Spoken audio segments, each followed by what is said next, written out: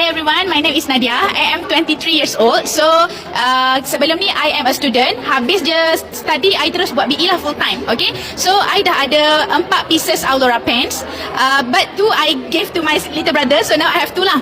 Jadi I dah pakai Aulora pens ni for almost 3 years. 23, 24, 25, 26, almost 3 years lah. Lepas tu I pakai Aulora pens. Actually my mum belikan I untuk pakai Aulora pens. Masa tu I rasa I tak ada masalah kesihatan apa pun, tapi I just realised that I ada masalah back pain since I am 15 years old. Okay, jadi masa tu kita punya rawatan hanyalah mengurut, guna minyak angin tu kan. Jadi itu saja dia punya solusi, tak ada cara lain. Tapi when I was 21 years old, my mom introduced me with Aulora pens. Jadi I pakai Aulora pens for a month only kan. 1 bulan saja I pakai Aulora pens secara konsisten.